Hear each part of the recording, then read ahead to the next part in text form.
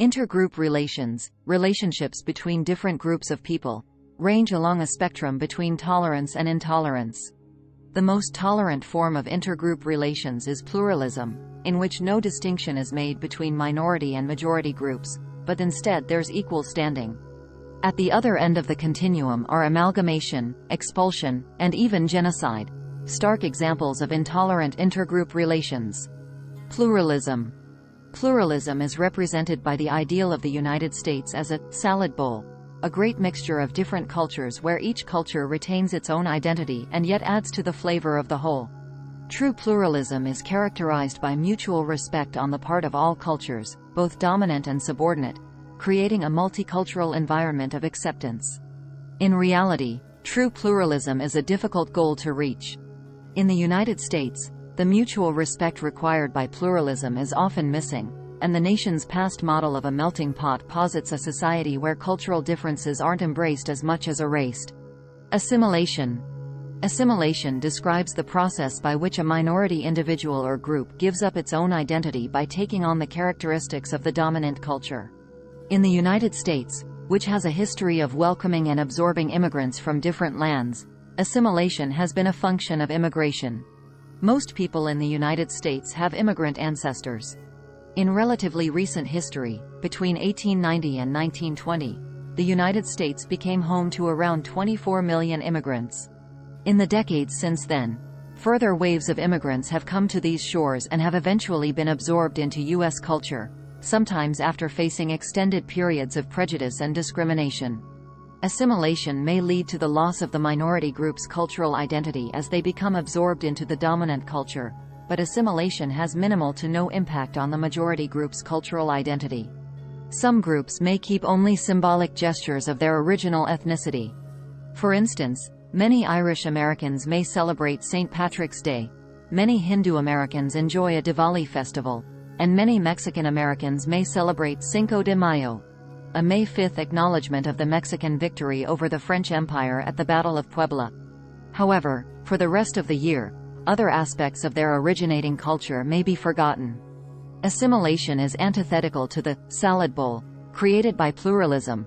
Rather than maintaining their own cultural flavor, subordinate cultures give up their own traditions in order to conform to their new environment. Sociologists measure the degree to which immigrants have assimilated to a new culture with 4 benchmarks: socioeconomic status, spatial concentration, language assimilation, and intermarriage. When faced with racial and ethnic discrimination, it can be difficult for new immigrants to fully assimilate.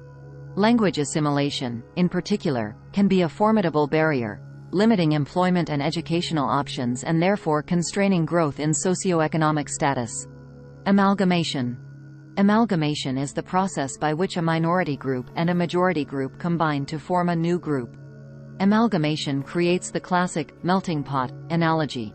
Unlike the salad bowl, in which each culture retains its individuality, the melting pot ideal sees the combination of cultures that results in a new culture entirely. Amalgamation, and the form of miscegenation, is achieved through intermarriage between races. In the United States, anti-miscegenation laws, which criminalized interracial marriage, flourished in the South during the Jim Crow era. It wasn't until 1967's Loving v. Virginia that the last anti-miscegenation law was struck from the books, making these laws unconstitutional. Genocide. Genocide, the deliberate annihilation of a targeted, usually subordinate, group, is the most toxic intergroup relationship. Historically, we can see that genocide has included both the intent to exterminate a group and the function of exterminating of a group, intentional or not. Possibly the most well-known case of genocide is Hitler's attempt to exterminate the Jewish people in the first part of the 20th century.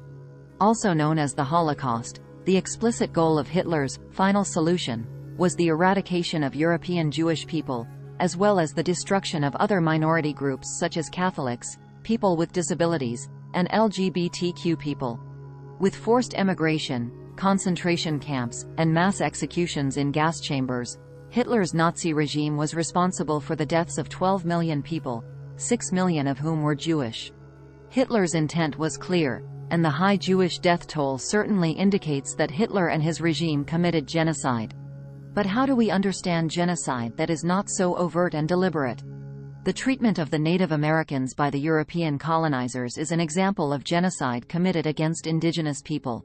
Some historians estimate that Native American populations dwindled from approximately 12 million people in the year 1500 to barely 237,000 by the year 1900. Louis 2004. European settlers coerced American Indians off their own lands, often causing thousands of deaths in forced removals, such as occurred in the Cherokee or Potawatomi Trail of Tears. Settlers also enslaved Native Americans and forced them to give up their religious and cultural practices. But the major cause of Native American death was neither slavery nor war nor forced removal. It was the introduction of European diseases and Native American lack of immunity to them.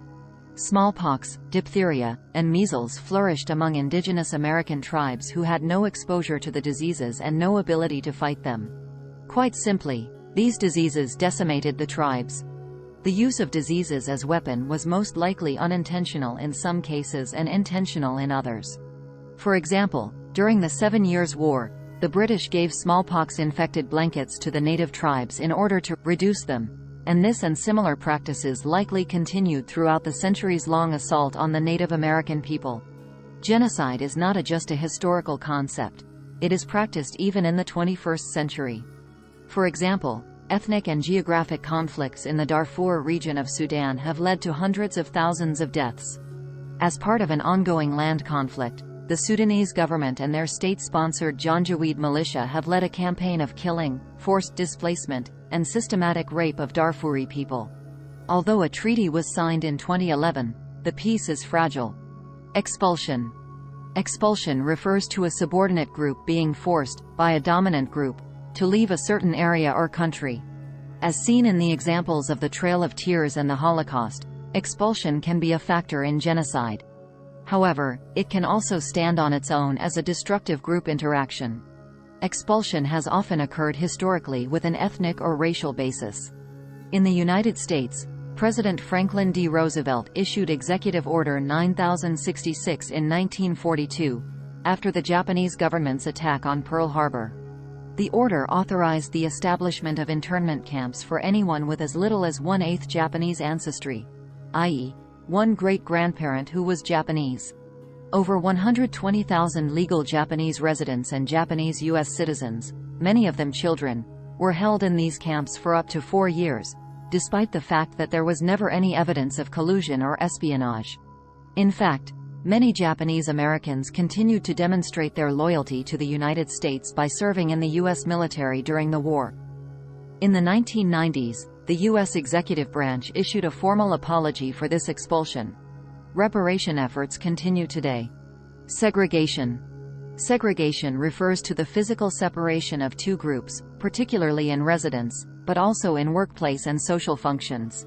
It is important to distinguish between de jure segregation, segregation that is enforced by law, and de facto segregation, segregation that occurs without laws but because of other factors. A stark example of de jure segregation is the apartheid movement of South Africa, which existed from 1948 to 1994. Under apartheid, black South Africans were stripped of their civil rights and forcibly relocated to areas that segregated them physically from their white compatriots. Only after decades of degradation, violent uprisings, and international advocacy was apartheid finally abolished. De jure segregation occurred in the United States for many years after the Civil War. During this time, many former Confederate states passed Jim Crow laws that required segregated facilities for black and white people. These laws were codified in 1896's landmark Supreme Court case Plessy v. Ferguson, which stated that separate but equal facilities were constitutional. For the next 5 decades, black people were subjected to legalized discrimination, forced to live, work, and go to school in separate, but unequal, facilities. It wasn't until 1954 and the Brown v. Board of Education case that the Supreme Court declared that separate educational facilities are inherently unequal, thus ending de jure segregation in the United States. De facto segregation, however, cannot be abolished by any court mandate. Few institutions desegregated as a result of Brown. In fact, government and even military intervention was necessary to enforce the ruling. and it took the Civil Rights Act and other laws to formalize the equality. Segregation is still alive and well in the United States, with different racial or ethnic groups often segregated by neighborhood, borough, or parish. Sociologists use segregation indices to measure racial segregation of different races in different areas. The indices employ a scale from 0 to 100, where 0 is the most integrated and 100 is the least. In the New York metropolitan area, for instance, the Black-White Segregation Index was 79 for the years 2005 to 2009. This means that 79% of either black or white people would have to move in order for each neighborhood to have the same racial balance as the whole metro region. Population Studies Center 2010.